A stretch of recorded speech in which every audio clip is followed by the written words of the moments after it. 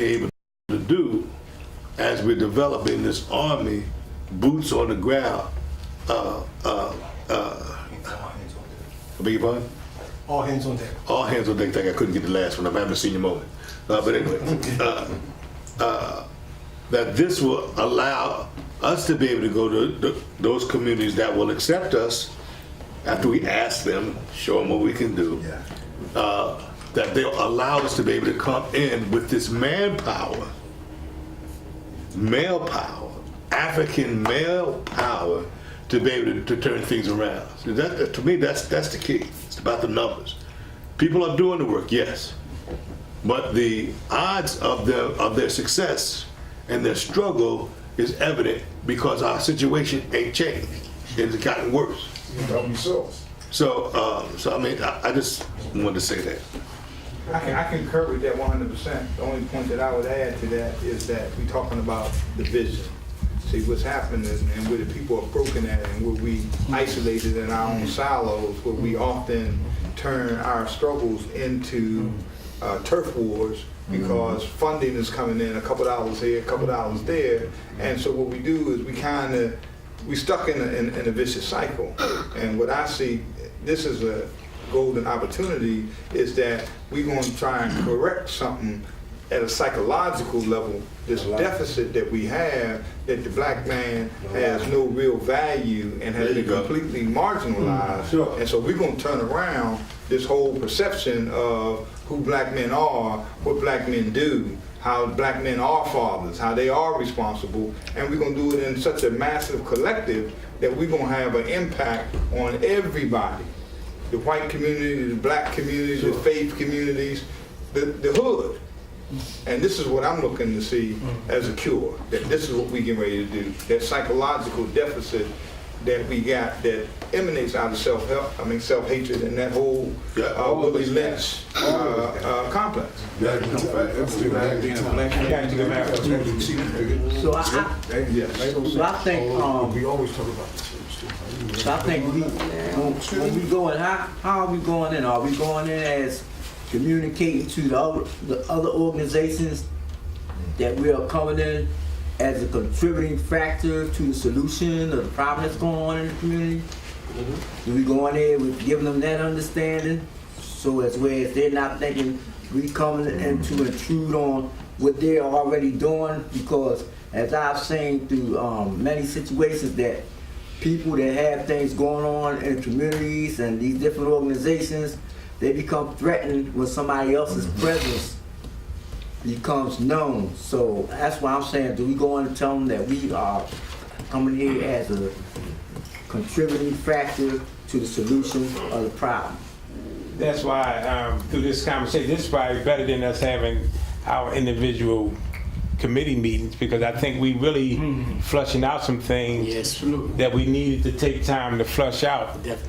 That I'm glad we doing this, having this discussion, because as it was said earlier, and Kofi he saw Eskimos ice and they give him a tip. That's how good he is. so as far as the public relations, what we're talking about now, how do we have this public communications that needed, that everybody have the consensus that needed? I think there's been some great solutions that have come out to answer that question. If I was able to. No, sorry, let me shut my face. So, as we discussing, if we pick the 10 locations, that would be the beginning of determining who within them locations that we need to do this public relations with. And one thing that came to me, instead of having 10 different meetings, we could communicate with the committee people and call for one general meeting, and we let invite all 10 of them locations to this particular meeting, starting with the committee people. Yeah. Because the committee people is the people that knows anybody that's doing anything within their community. Yes. So the consensus is to create this informational packet, call this meeting with the stakeholders in that community, and then present ourselves to them, and this way we'll be able to have the ability to get feedback, number one, and like we doing here, and they know when we come and we'll be invited. I believe in any community, if they say 50 black men is coming and doing what we proposing to do, Right. if there's any resistance, we have to look side out at the resistor.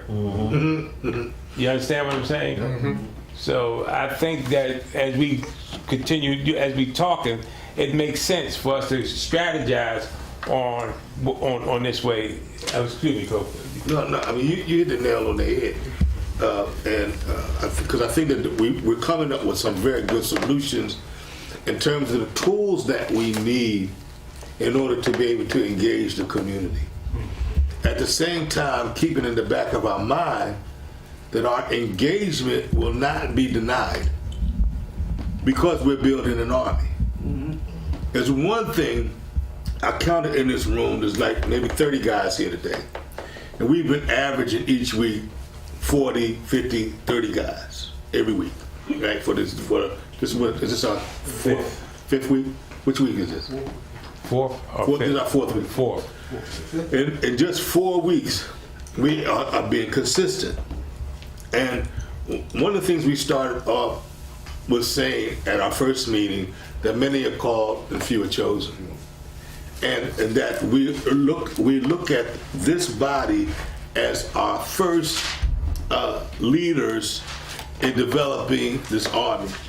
If I was to look at it from the little bit I know about the army, you know, all of our generals, majors, and lieutenants, and captains, and master sergeants are in this room.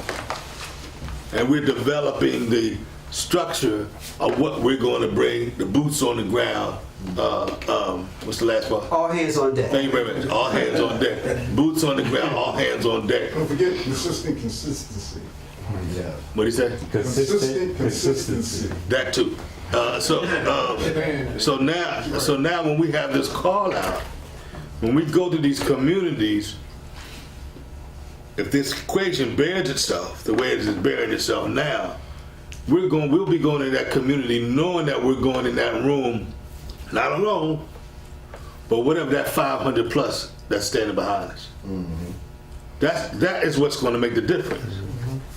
So the success of the call out and the further development of what we're doing week to week in developing what these units are going to really say is what's really is so important. So again, consistency, say it again. Consistent consistency. Consistent consistency is the key for the leaders that are in this room right now so that we can continue to galvanize so that all of these things that we're asking ourselves come to the forefront. So in my mind, we have to continue on this road for however long. As Stanley said earlier, well, these first 3 months, this is what we're going to concentrate on. Okay. This is what we're concentrating on, so that when we come out, our game plan is succinct and it's tight, so that the natural resistance or the questions that are going to come from those that we're going to see can be answered in the early activities when we engage the community and whoever those leaders are in that particular community. Because a lot of the leaders that are in that community are right in this room.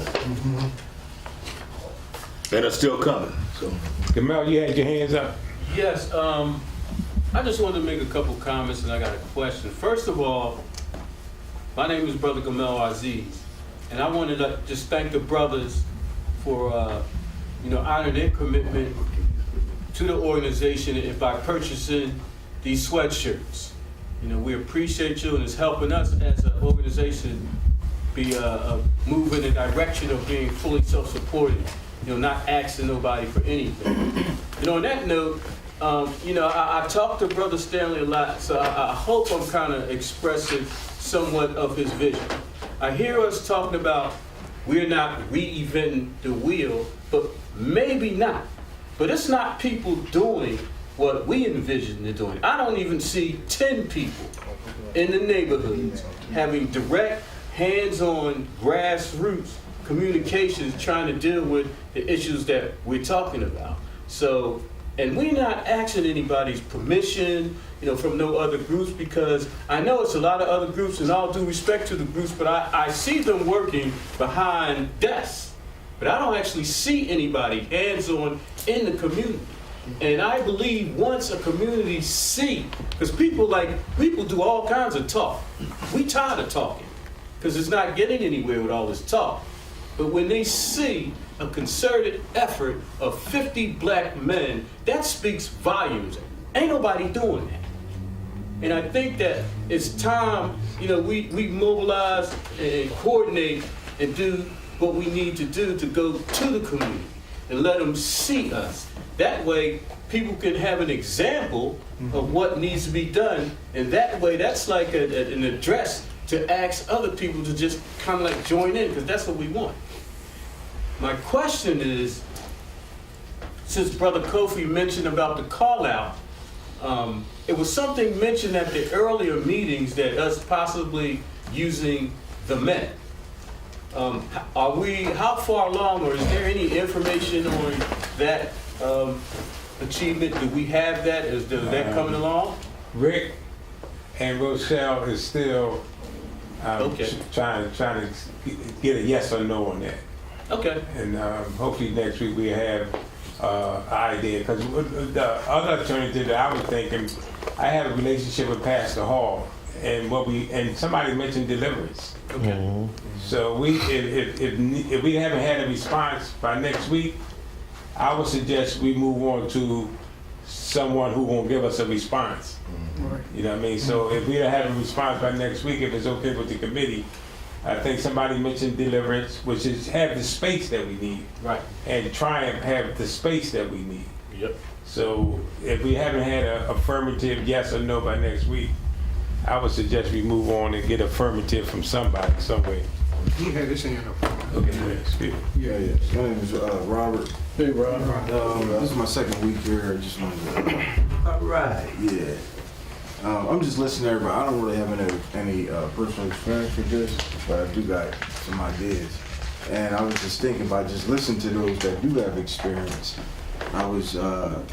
It sounds like, I feel like it sounds like to me that first initial call out is really is a real intricate part of the whole thing, because, and then the timing factor and the preparation.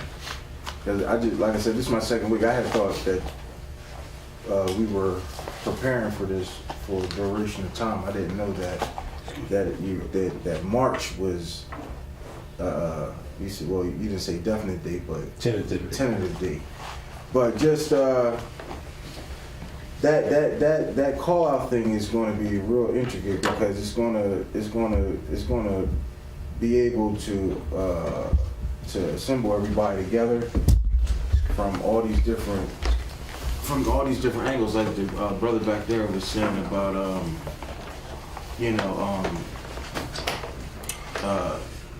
trying to get the place and trying to get the number of men, that the brother Darryl was saying how we needed to have a certain amount of men there. And I was just thinking, time frame and preparation has to be on our side, because I think you said that, Mr. Cooper said you didn't want to step out there too unprepared. So preparation is really important. And, to reach out to, I had made a suggestion last week that, whoever's responsible for sending out the information to, I said, some of these centers that have a cluster of men there, that you can get them, because, they may have to, set up dates for them or prepare them to be able to come out to the event, things like that. And then I think the brother was saying, not only the men in these places of brokenness, but also men that are doing some things that are going to be an example. Not only us, but just black men at large, businessmen, people that can just come from different genres that can assemble in this one place, so you can have examples on both spectrums like that. I know because from my experience, if I was like in a shelter and I seen a brother like yourself or whoever that was in a place of business or whatever the case may be, and I know where I'm at, you know, personally, you know, you're an example. So I was just saying, as far as the, I think that call out is going to be really important, gathering everybody and coming up with maybe I think the gentleman back there talked about education. I forget your name, I'm sorry. Yusef. He said about the education, about like maybe having a speaker that's going to be able to convey a message to us as a whole about how to change our view on black men. You know, but everybody will be in one area, and, you know, it'll be a safe environment, a loving environment, you know, and people can kind of, you know, come together. That was just something that I seen. That call out is going to be very important. Okay, good, Ty. I want to harp a little bit more on what he said, how important that call out will be. Because when we talked about getting that pamphlet out there and not going in each different community separately, we can invite these committee people and all these at the call out. So when they see those numbers, our work is already done. Half our work is already done. If I got these people coming to support this and supporting all of these things, all they will contact us. You know what I mean? So we don't have to go out there each individually. It's just setting it up and pushing for that call out. And not just pushing on social media, but pushing it to our friends. The people that we know, the people that we don't know, the people that we see, need to get them out there. You know what I mean? And that's, like he said, that is vital. Because that can kill 2 to 3 birds with one stone. You know what I mean? And that tentative date, I like the date, but like you said, we don't want to go out there until we're ready. And we need to be mindful of that. And I don't want to push it back, but if we're ready at that date, let's go. But if we're not, we're going to keep growing, keep brainstorming, and getting ready. You know what I mean? And don't get sidetracked. That's all. Okay. Yes. In my practice of energy therapy, okay, energy follows thought. So I'm thinking that 500 people picking out these 10 locations, prior to going out there, all they're doing constantly is sending love and changing the energy of that area. Because there's so many buildings and so many people and so many environments that hurt us every day. Because we are receptive people. This melanin absorbs energy quickly. And if it's negative, like the television, you know, cell phones, all we need to do is change the energy prior to going out there. So with 500 people focus on one thought of sending love to that energy, we'll start to change in that community. Okay, check this out. My thing, right, with this here, you know, we all here because of passion, right? Right? Concern and care, humanity. That's why we all here. Right? So my thing is, I want to be able to, every last single person in this room, and anybody else that comes after us and knows who's been in this room, I want to be able to know that I can trust you implicitly. Seriously, from my heart. And we all got to be brothers. I mean, real brothers. See, we all say that. I mean, but there can't be no jealousy in this room. None at all. Period. We all in this thing together because that's serious out there. That is deadly serious. We all know that. So we all, you know, this is a sacrificial thing here. For real, for real. I mean, the bottom line, for real, for real. Even though we come in the way, we come from here. And from here, but still, we dealing with personalities out there. Mentalities. So I want to be able to trust everybody here, regardless of your position. Right. I mean, as brothers, you know what I mean, loyalty, you know what I mean, dedication, devotion to each other. So this is all I'm saying. I say humanity for humanity. That was my mantra when I came out of the joint, and that's where I'm living today. Humanity for humanity. And that's how we roll in the deck. So that's how I feel about it. That's all I just want to say. Yeah, but one thing I can say, when I look around this room, Humanity, Humanity. when I look around the room, Humanity for humanity.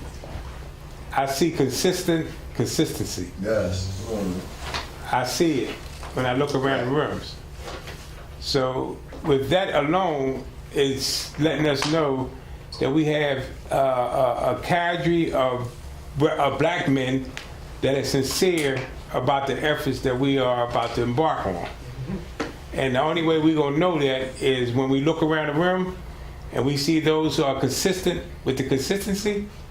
And when we hit boots on the ground, those who are consistent with consistency, that will be the determining factor of their sincerity towards this effort. So we don't have to be rocket scientists. If you're consistent with the consistency, we know we're gonna be successful. I don't care what we do, how we do it, how we say it, how we clothe it. If we don't have consistent consistency, we won't be successful. Right. Yeah, Jana? Yeah, this week's everybody, Raheem speaking. There's two things, right? I was listening to something about the education committee, right? I heard you saying like setting up a seminar. I was just thinking in my head that when I was incarcerated, when I was working with the programs, there was a lot of programs that was in the prisons that was for people that was already like polished. Then you had the guys that was rough around the edges, right? And there was no program for that. Because the way the institution felt is that we can deal with the people that want help, but the people that don't want help, we leave them on the wayside. So what ended up happening is, it took people that been in the space of them people that didn't want help to be able to help them, right? So what we did was that we created a workshop and was able to get these guys that the institution left for dead, right? To come to this workshop because we developed some things that from ourselves, from our own experience being in them shoes, that would be able to motivate them, right? So I think that like in the whole mission that we on right now, we on a mission that you got a lot of other programs, right? That's out here right now. But a lot of them programs that's out here now, the organizations that's out there now, it's the same concept. Everybody, like somebody said, people behind desks, the mission that we doing is basically the stuff that nobody wants to do. Nobody really want to face this criminal mindset that's plaguing our community, right? But they want to sit back and say, okay, if you want help, here go a door open. But now we talking about going out here and attacking something that's hurting us all individually, right? So the way that we had to do, we got to creatively come up with something, right? Through communication, through utilizing like the people that's in the neighborhood. See, it's people that's in them neighborhoods, right? That them people respect, that's reformed, or that's tired, right?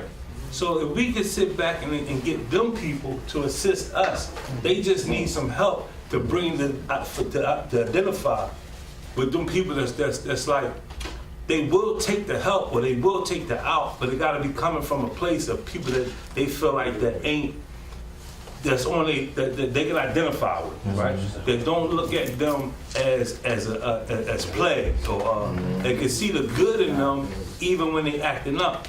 So it becomes a thing where a diseased heart recognizes another diseased heart, right? But somebody that sit back and is so removed from that situation, I look at them and be like, y'all just trash, you know what I mean? Or y'all just this and that. So we gotta sit back and understand exactly what it is that we dealing with in these communities. And I got some things to help y'all, because I put a lot of this program stuff out here with me, right?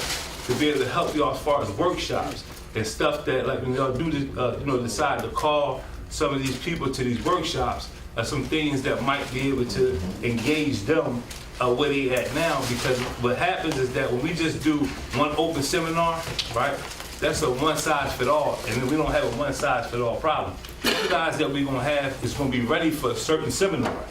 And some guys you'll put in that same seminar, and it'll be like a foreign language to them.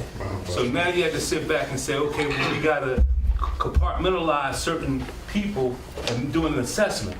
This person right here might need this. This person over here might be ready for this type of workshop or type of seminar. You know, so and that's the only thing what I'm saying, where you got a lot of people that's in this room that's formerly incarcerated. You got a lot of people that's in this room that's got college experience.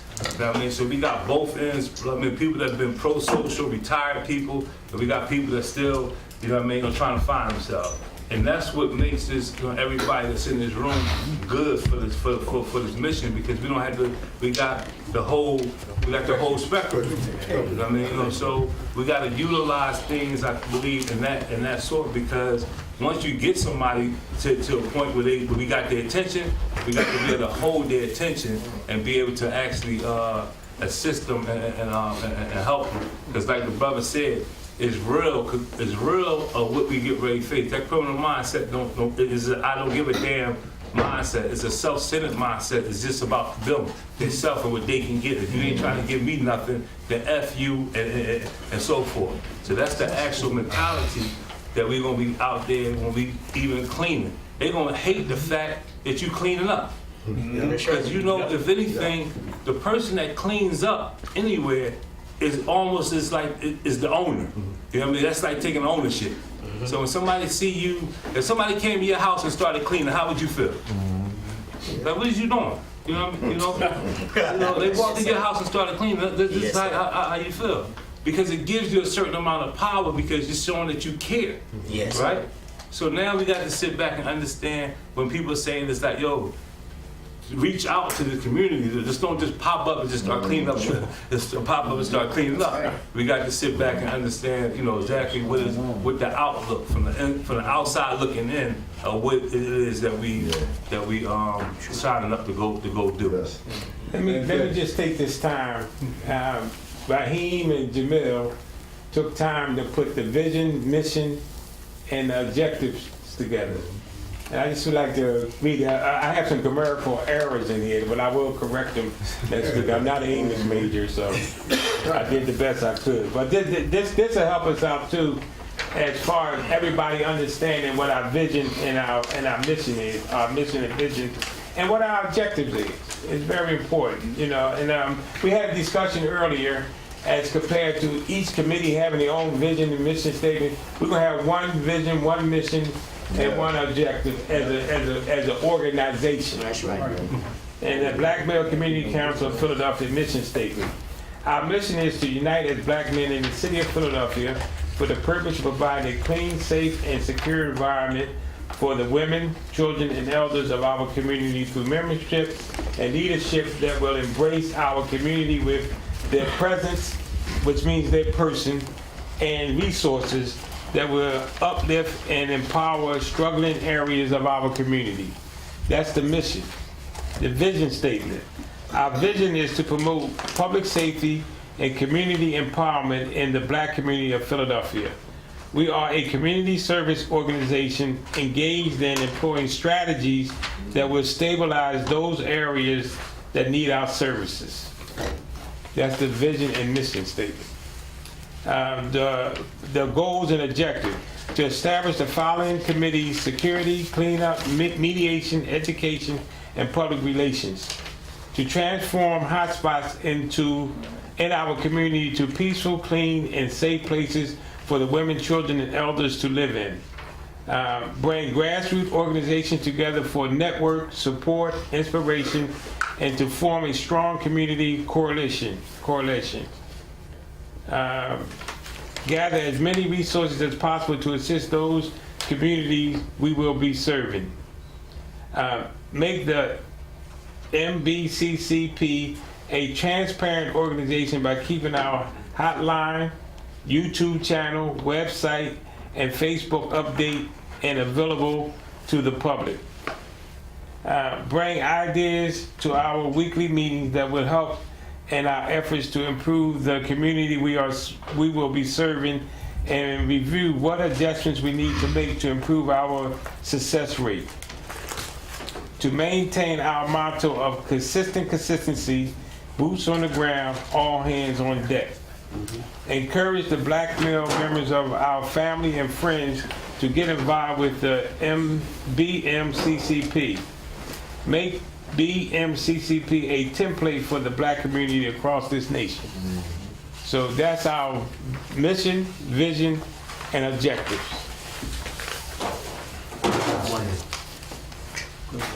First down, one down. Okay, Say good.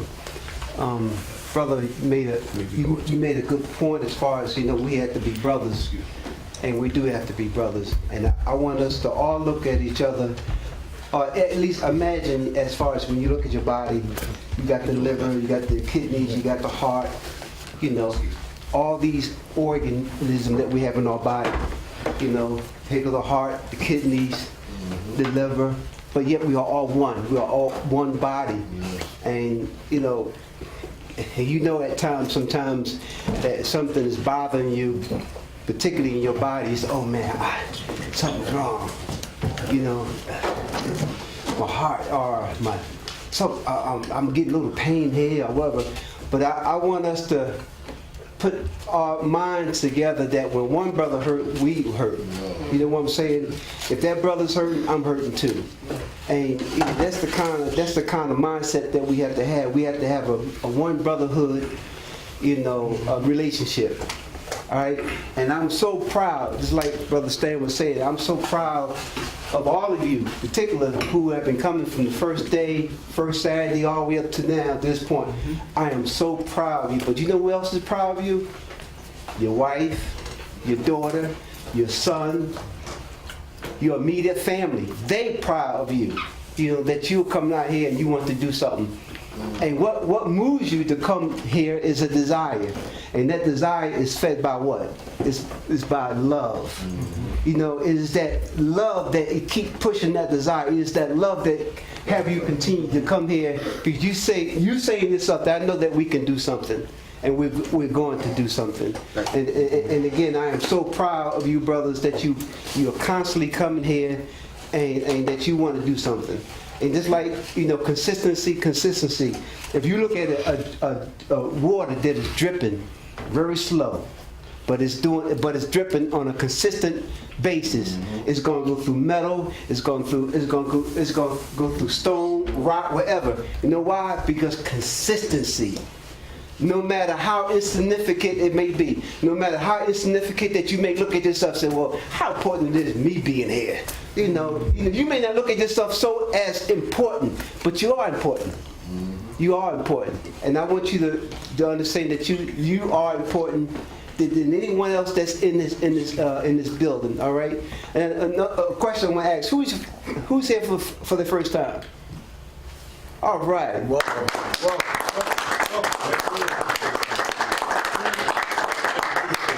Introduce yourself, sir, and how did you was aware of the organization? Visitors? Yes. Brother Bruce Lee here, my brother-in-law. My name is Terrence Walkerman. Welcome. Yeah, welcome. And who is the other brother who raised a hand? And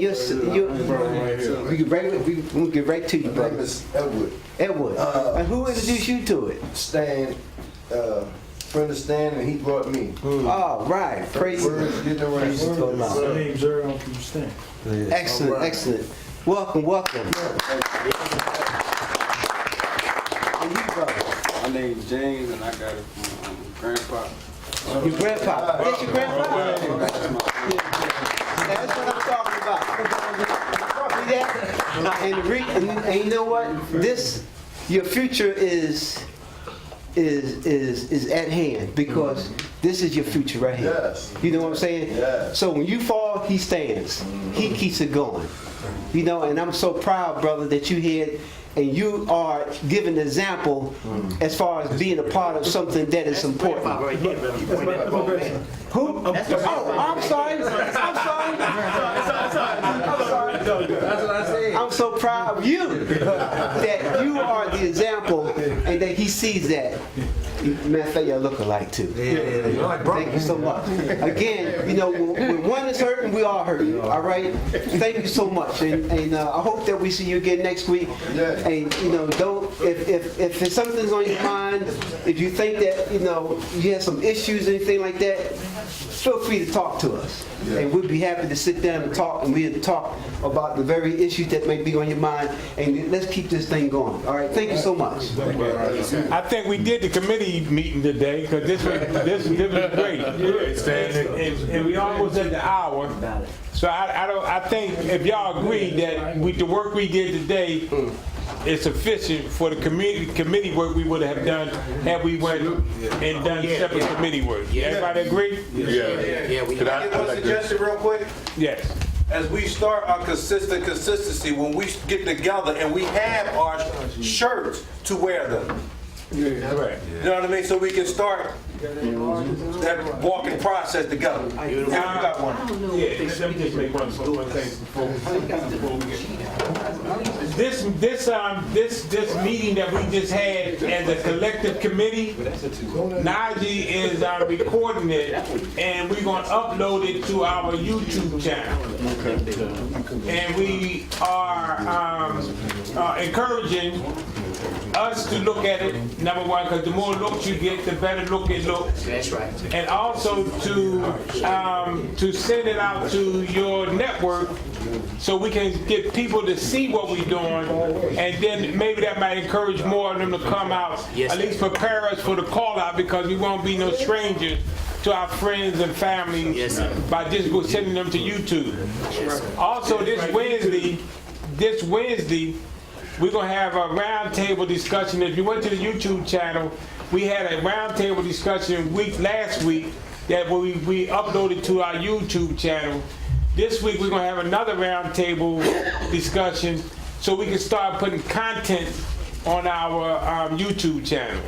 So that's where we at in now, and if everybody agree that we done had a good meeting, we done shared some good information, and we're moving in a direction that we needed to have this group discussion, because what I got out of it is now we even got a more solid direction of where we need to go as committees, and we need to go as a body to prepare for that ultimate day, which is the call out.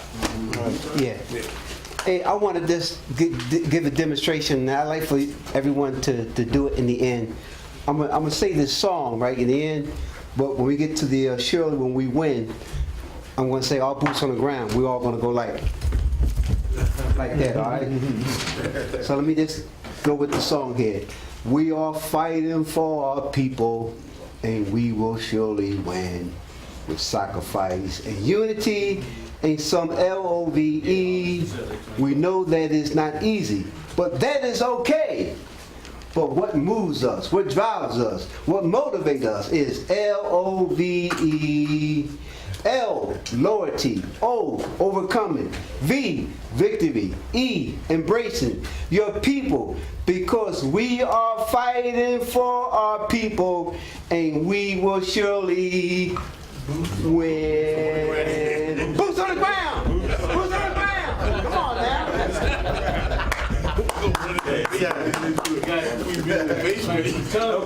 And again,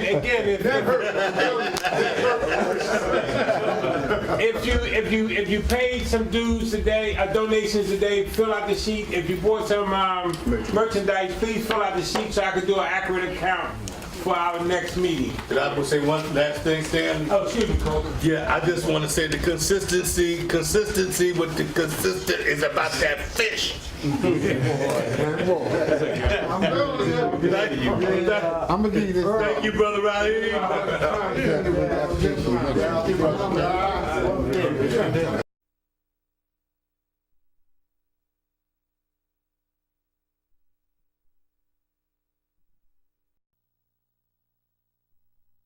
The purpose to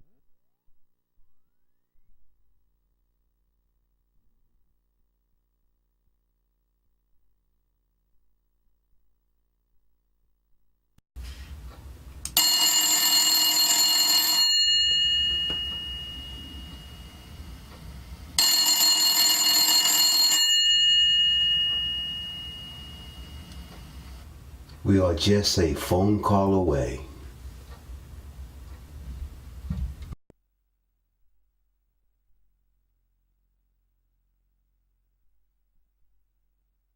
Our commitment to come every Saturday, the work that you've been doing every week, is all a part of how we are going to build and make our own statement, and to be able, again, to describe ourselves for ourselves. As it was said that Stanley has said in these past few weeks, ain't nobody coming to save us but us. Nobody. All right, so that's my story, and I'm sticking to it.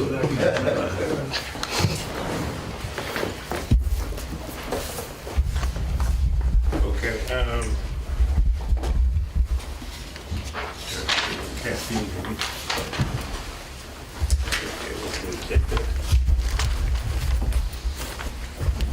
Okay, a couple things I'm gonna look over this first. that I want to just go over with the group. I found myself not keeping good track records because I've been putting papers together at the end of the meeting, and I know it's important for us to keep good track records, especially the finances. So what I came up with was a sheet like this, that when you give a donation, you can fill this sheet out, and the date and amount of the donation.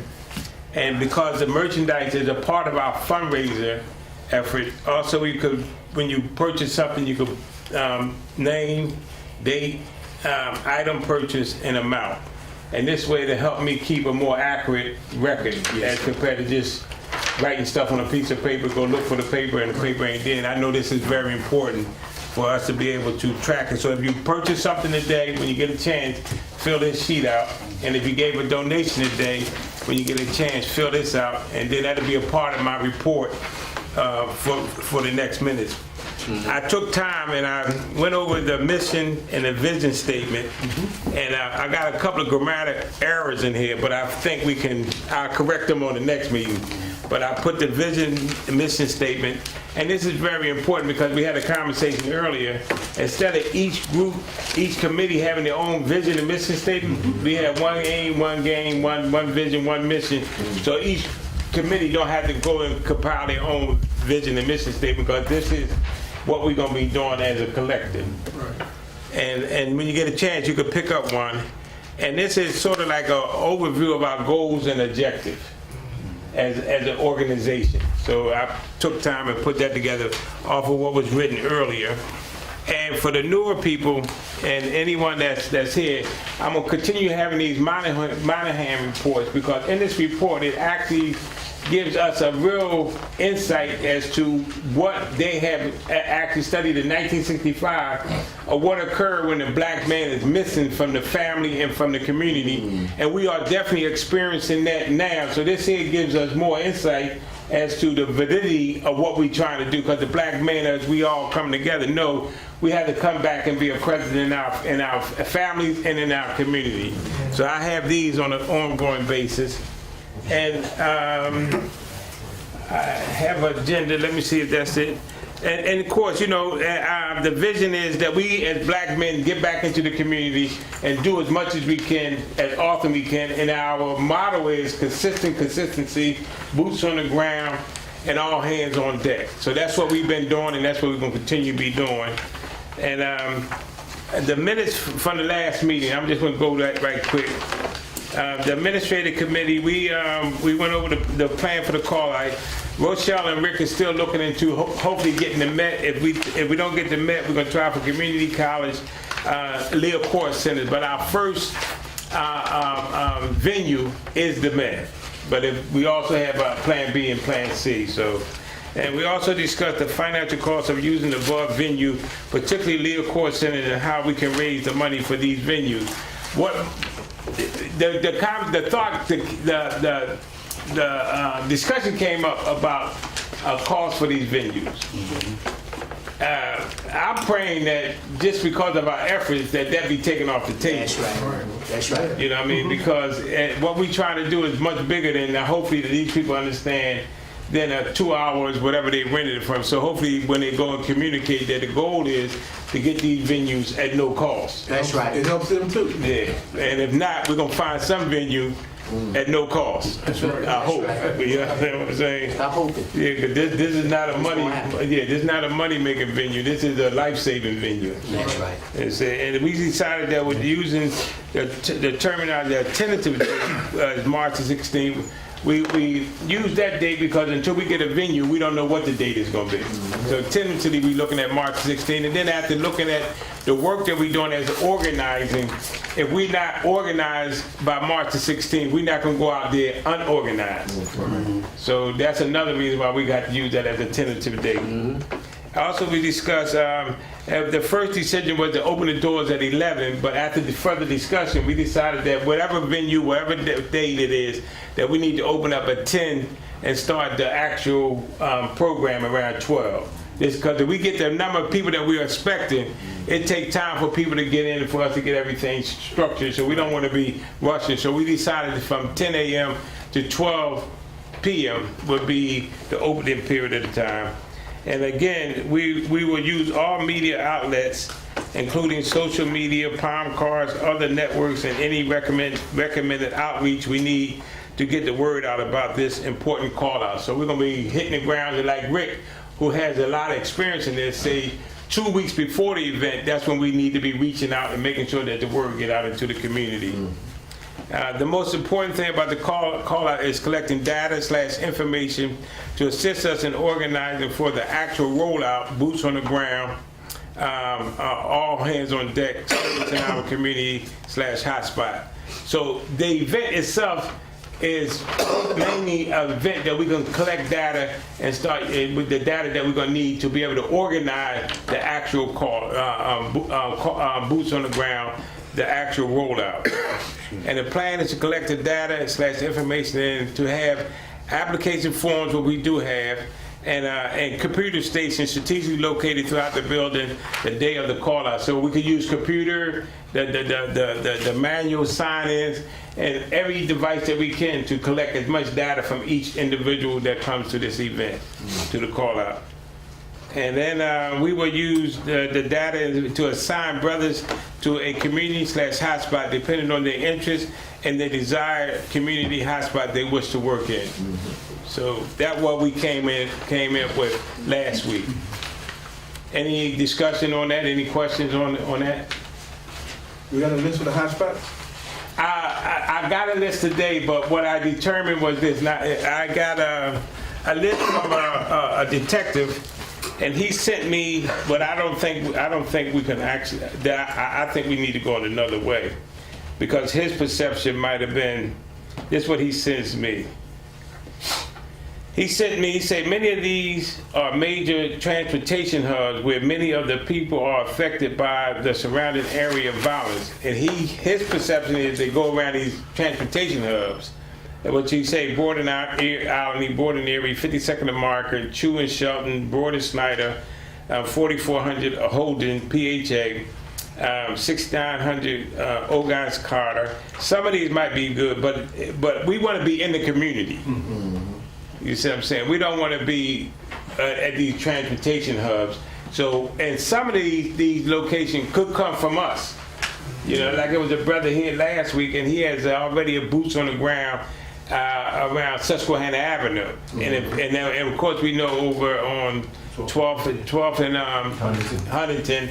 So we can come up with even our own recommendations, and then we probably could pick from there, as well as if some of these here or these locations here, if we decide that it makes sense. Like 52nd and Jefferson, that's a shopping center. Yes, sir. You understand what I'm saying? But Pasteur and Bayton is in the community. Right. You see? So what we're saying is, I think, consider some of these, but I think we have enough sense about where we want to go. Like, say, for instance, somebody from South Philly, West Philly, Southwest Philly, if they have some place they want to recommend, then we take all that into consideration. But eventually we'll say, these are the ones we're going to be concentrating on. Can I ask you a question, Stan? Yes. In regards to the hot spots, is this more so concentrated on like a high physical crime area or where these incidents happen? Or is it just areas where we feel as though that the need is there for us to be, you know, to have our presence addressed? Yeah, I think it's a combination of that. Okay. A combination, because we as an organizing committee, we the ones who going to work together to determine which are the 10 first locations we want to work with. And it'd be a combination of that. You know, some people in this room already know where them spots is at. You see what I'm saying? And then some of us, some of it will come from data from quote unquote the police department. You see what I'm saying? Because I know, like up in West Lane, for instance, a couple of hot spots up in there. They might not need cleaning, but they might need security. You understand what I'm saying? Definitely. Yeah. And you'll also find when you're dealing with the police department, predicated on who you talk to, their determination of a hotspot is varies. I've been seeing that because we've gotten information through the FOI from the commissioner, which is one list, and I hear some of them, but it's never those transportation hubs. Never. Right. Yeah, that's what I thought when I got this morning. I knew that wasn't our focus or our rationality, our reasoning. So, but I appreciate he gave us something better than that. But of course, we talking about in the community, in the hood, and places like that. So, but I mean, go ahead. I was thinking, Stan, that even based on the committees that are in the room, like cleanup, for instance, we need to be able to understand through the city and even through, as Stan said, our own travels in the community, what places is the dirtiest? That's not a math test. That's where we need to go. You know, and I look at, when I think about education, in terms of whatever those hot spots are, whatever those facilities that are in that particular community or hot spots that we can set up so that those people can come and receive that education outside of the ombudsman process. In other words, the people that are boots on the ground, that are in the community, that are handing out information. Right. That's one thing. But if the education committee is setting up a real process of education or curriculums that need to be taught, then in what facilities do we go in and what hotspots do we do that in has to be determined. And so those overarching organizations like the school board, the sanitation department, now, I think that those also need to be brought into the picture so that we can get, even from their perspective, maybe some of the other best places for us to be able to go. So there's still a lot of research and planning and identifying how we are able to make this work in those particular areas that we're going to go into. So even in your thinking, in your groups, I would suggest that you think about that as well, and then be able to, even inside of your own groups, start to research in some kind of way, whether it's Googling, whether it's going to those particular communities for those organizations and people that are in charge of those organizations, to be able to go figure out how do you, out of your committee, go talk to them and bring those lists and those people and those organizations back to the table, so that we have a bigger pool to be able to pull our resources from, if what I said just makes any sense. Makes plenty of sense what you just said. When you talked about the educational component, the sister that has the mathematics and charter school, Miss Joyner, they had some issues during the school year, this past year, in which children from various schools were kind of congregating in the subway at the same time. A little bit of beefs and tiffs were taking place as a result of that. She was calling on brothers throughout the city, anyone who would come up, to kind of provide a little buffer there. And what I liked about it was the fact that when we presented ourselves, it spread out to some of the other district leaders and some of the other schools, so they said, wow, the projection of what we were doing, elevated our project. So that's a good point, because it helps to spread what we're trying to do by picking choice locations as such. And even, I'm glad you said that, because even in conflict resolution, without hoping that conflict resolution is probably one of the most important units at the table. But then how do you pinpoint and then be able to even look into in your committee in terms of what we're capable of attacking and what we're not. Right. Because in some instances, it's, we're not equipped to handle certain things without the proper training. And then some of the things that we run into as it relates to conflict resolution, as you look at the problems, none of the problems are one-dimensional.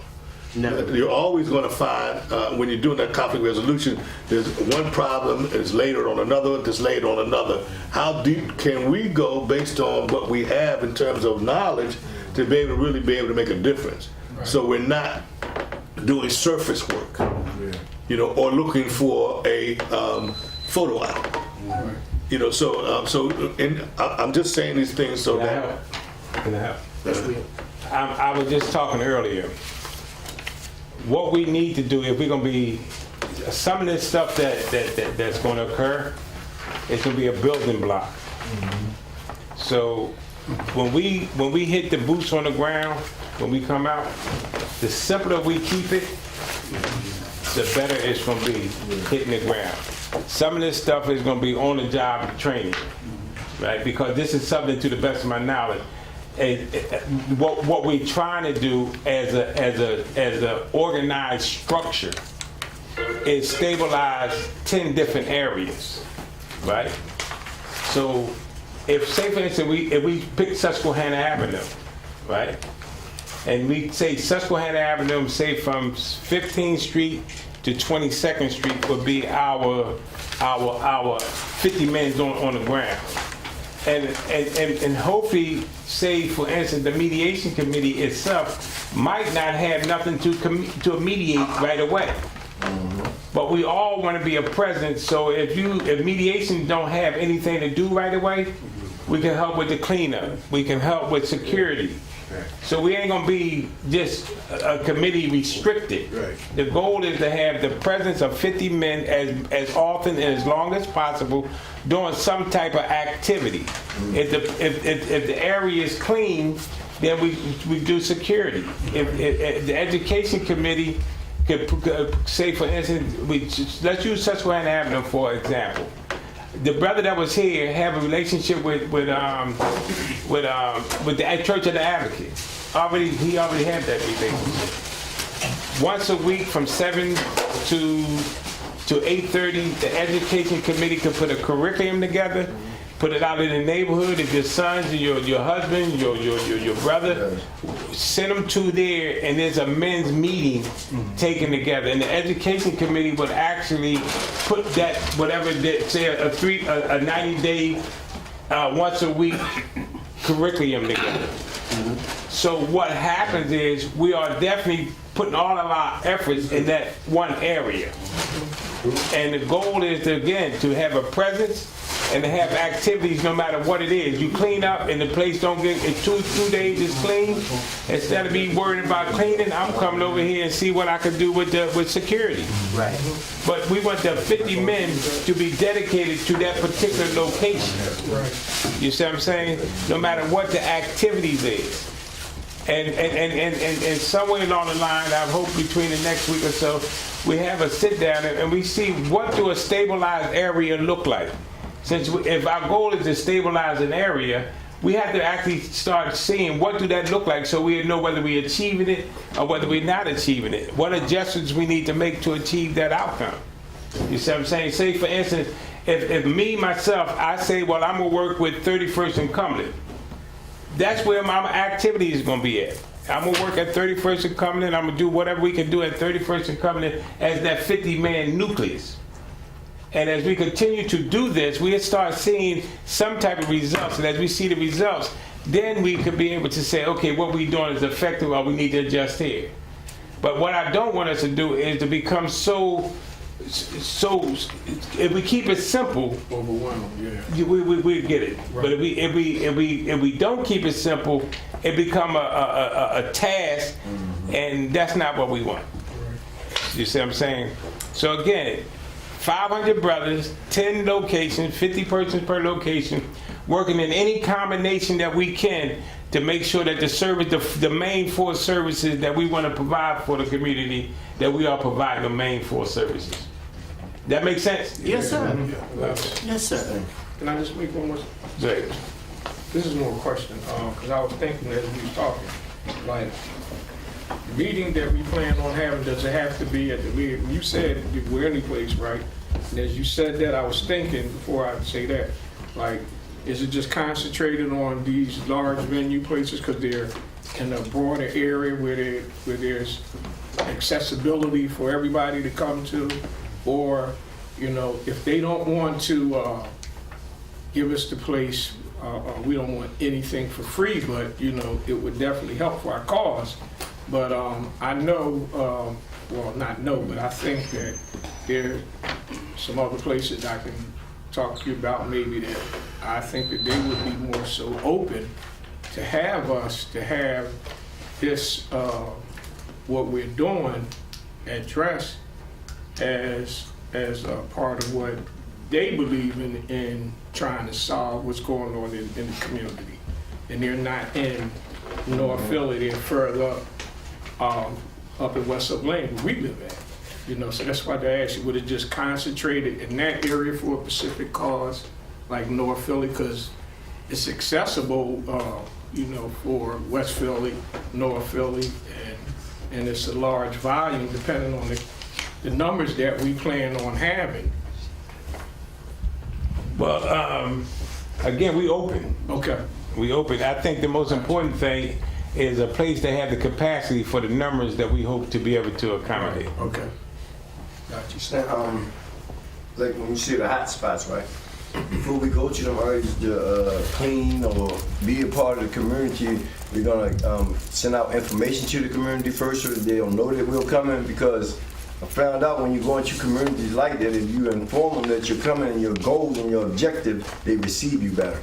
And we can get some participation from the community.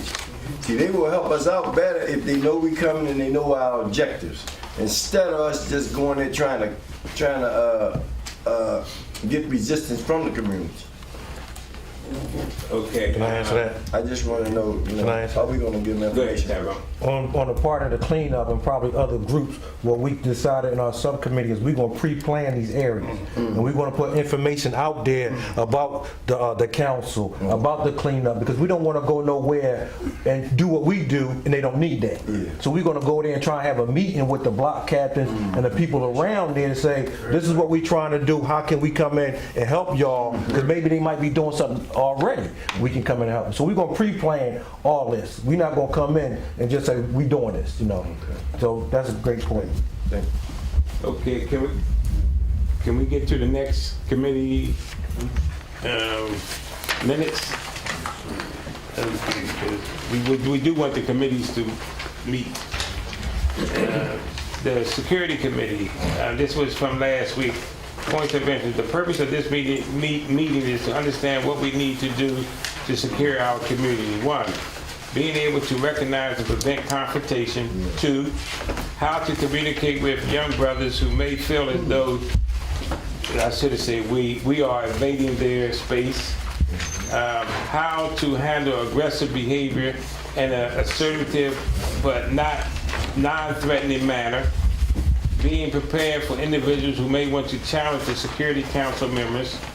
5, our top priority is to gain the trust of the community we will be serving. Thank you to Security Committee. That pretty much was it? Yeah. Any input, any discussion on that committee's report? Briefly, Stan. Yes, sir. Piggyback on what he was saying, and just discussed. In regard to going into the communities, having those safe havens, whether it's churches, schools, masjids, wherever we can find a safe haven when we're there, and our presence is being known. Yeah, make our presence known to those institutions. Yeah. That's another suggestion. I mean, you got plenty of churches in Philadelphia, masjids, as well as schools. Yeah. Okay. Just idea to feel secure. So we need public relations to get on their job. That's what it is. This is public relations stuff. Yeah. Okay, so we need a public relations to put all this together. So instead of doing it individually, it can be done in one package, and they'll be aware that this is what we coming with. Yes. As compared to the cleanup committee, the security committee, the education committee, and the mediation committee, each individual trying to do their own individual invitation to the community. Maybe what we need to do is just put one package together and carry, and then this way we can notify everybody at one time that this is what we coming with. That makes sense? Okay. What do you want? Yes, it's going to be important for every committee to have intel into whatever area that we're going into. It's important because there are people that are already doing something in some of those communities, and they'll look at it as an intrusion. We're going to act as a guide in this situation, whereas we're coming to help those who are already helping themselves. We want to find those people if they exist, and then go in. I've made the mistake in the past of going into communities and passing by people, and they're watching this. And then finally they'll come out and say something, and we can join on at that point. But if I was a little wiser, and we were a little bit wiser, we would have sought them out before, because they're there. And sometimes you just got to pull them out to get them active, because sometimes they've kind of flatlined. So you have to get them activated. Once they see activation and the numbers that you come with, they'll line up with you, and they can be very helpful. That's good. From my experience, I think the persons in the community to start with is the committee people. Right. That's right. The committee people had the pulse on the ward leaders, and they also got the pulse on the block captains.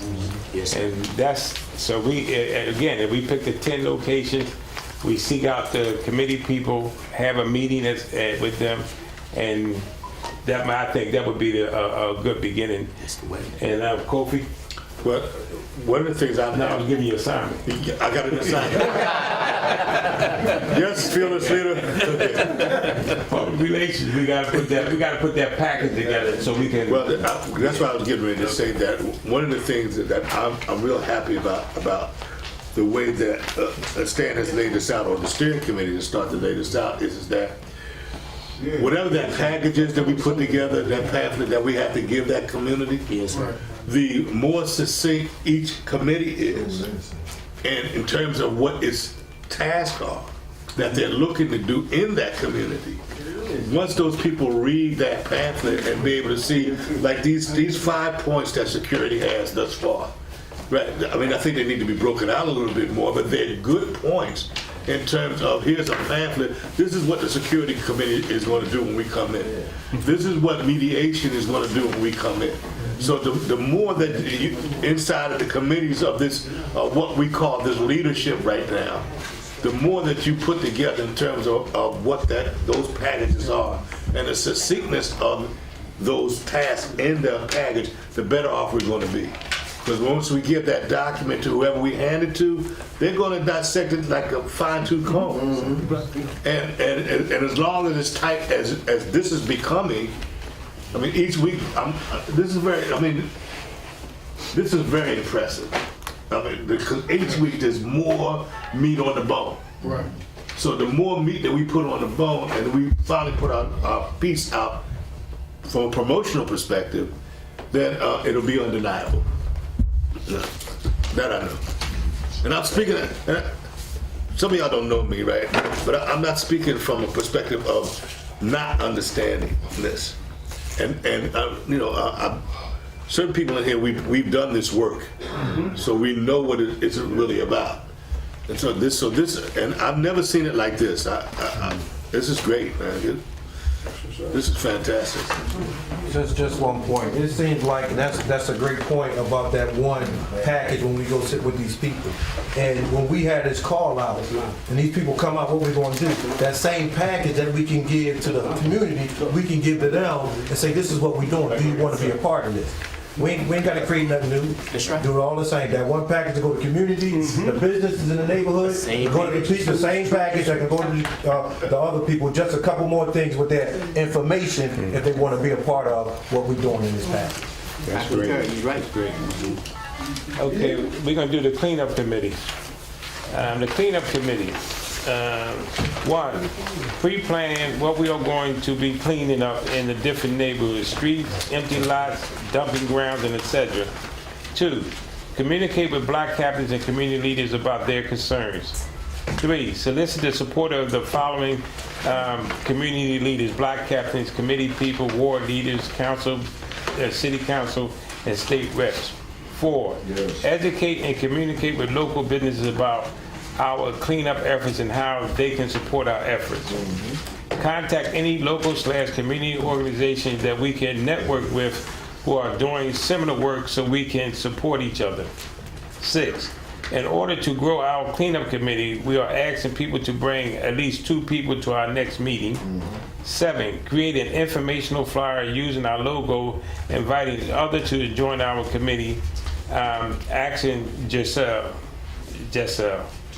And 8, contact city sanitation department, clean, sweep, and clip program as a resource to help in our efforts to clean up the community we are serving. Action Tyrone. Thank you, the cleanup committee. Any discussion on the cleanup committee? That's pretty much what we was talking about. You guys came up with. All right, if that's no on there, the education committee. I received the email from the education committee a little bit late, but I do have it on my. No, it was late on my behalf, not on the committee behalf of looking at it. So I don't want to put the onus someplace. So the chairman of this will read the minutes that was forwarded to me, and I didn't put it in the minutes.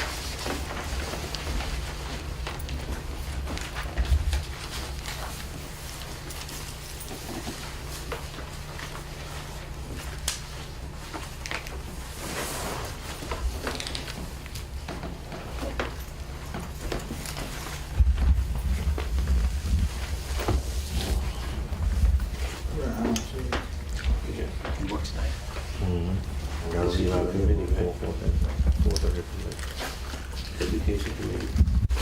Must be for somebody else. The chair requested the committee to develop operational structure and plan of action. We decided to follow. The committee chairmanship, Yusef Jones was nominated by Prince Habib and accepted. Mr. Jones also accepted note-taking and report-making responsibilities. We initiated a needs and capacity assessment to determine what we can do now and what our immediate aspirational goals are. Brother Prince gave a report updating his commitment to develop contact with vocational training providers. 1, Project Rebuild, they have $500 million been allocated. 2, Local 19, Steelworkers Union Apprenticeship Program, and Pierce College.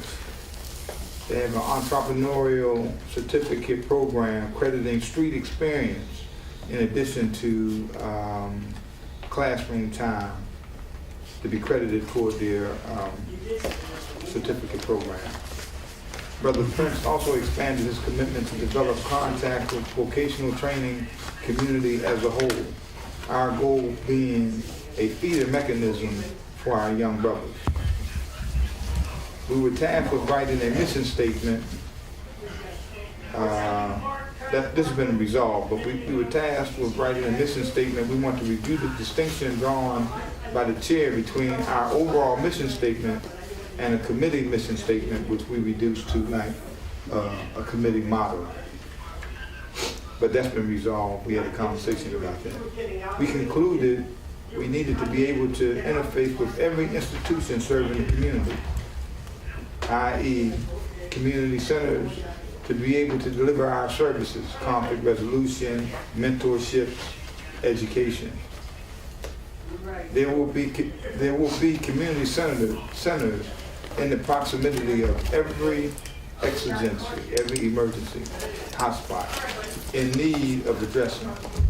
Brother Gamel committed to developing contact with each community center, working with Brother Rick Ford, who is uniquely positioned to facilitate contact with the principal. The Education Committee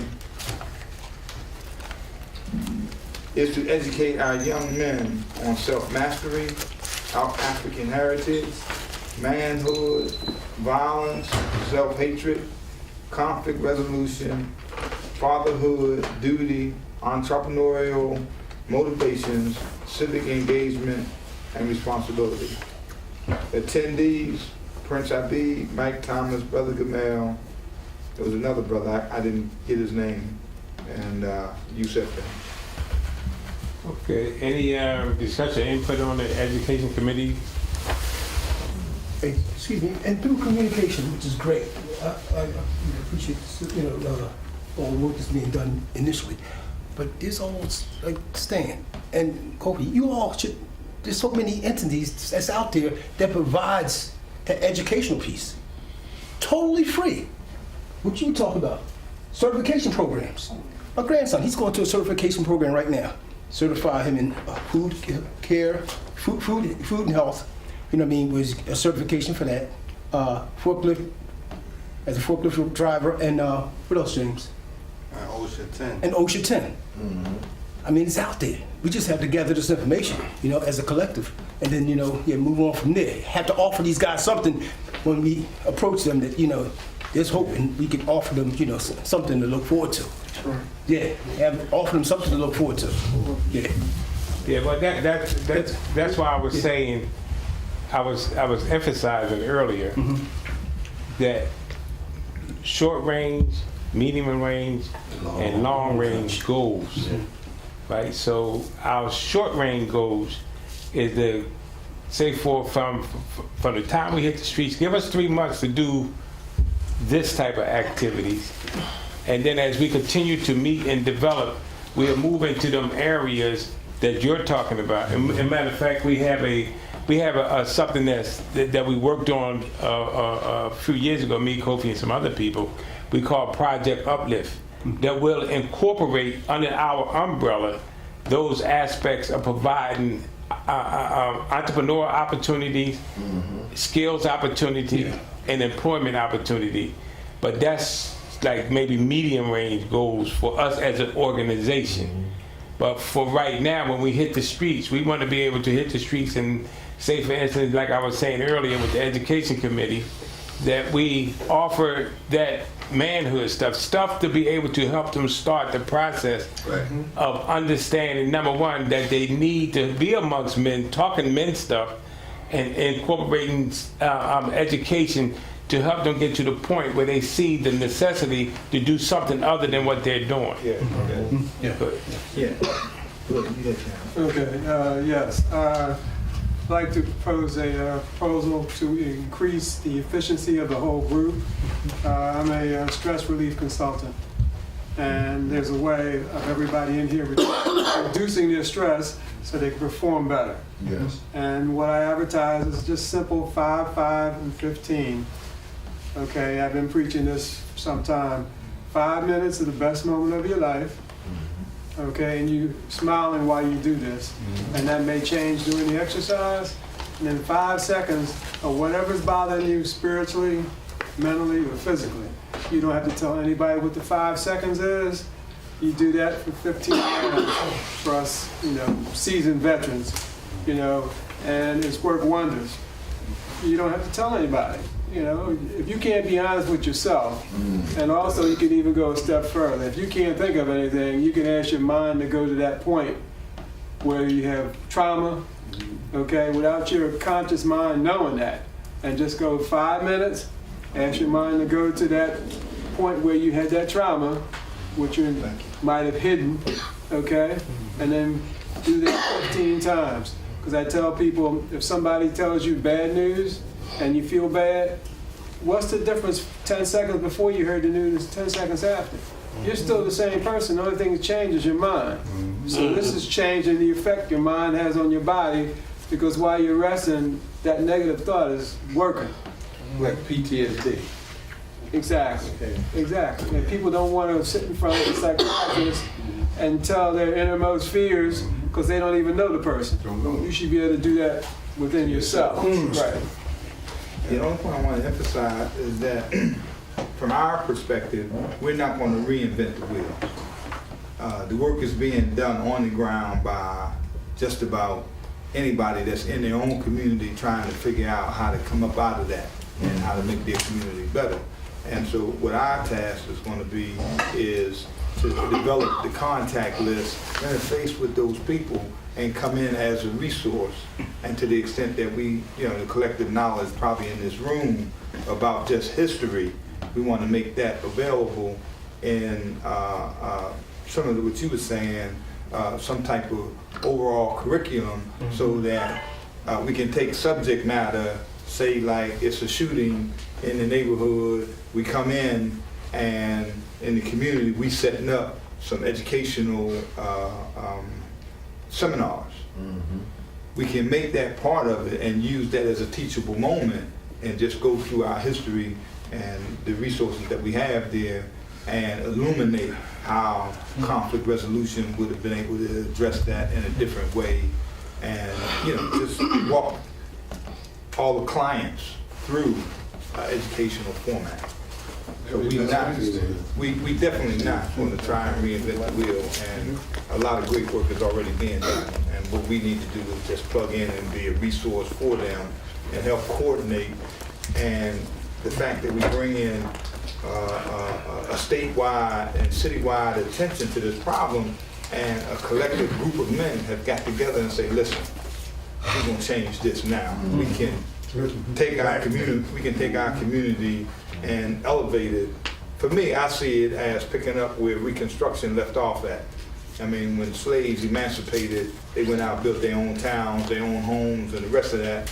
And at the end of, it was the Hilton Hayes Compromise, where they took the troops out of the South. And once they took the troops out of the South, what happened is the white boy just went on a rampage and terrorized us to the point that that was the first real major migration north, millions. And so I see this as a collective opportunity with 21st century skills, understanding, realizing the positioning that we can go back and pick up from where Reconstruction was cut off at the knees and bring us forward. It's interesting to me, and I've been listening, and the one reoccurring statement this morning is that there are these organizations that are in the community that are doing wonderful work. That's true. But our situation is still the same. It ain't good. I mean, I ain't knocking the organization. That's right. So, but one of the things I think that we need to ask ourselves, and this is a real, to me, this is a real, pass it back to me. Yes, sir. A real serious question. When we go in these communities, because one of the things that impressed me again about this concept, that this vision that's come through Stanley, is that we're building an army. And one of the things I believe that these great organizations that are in the community that are doing this work, that have been struggling with whatever success levels they've had, still are not enough manpower to do the job. So what I'm prayerful is that what the Black Males Community Council will ultimately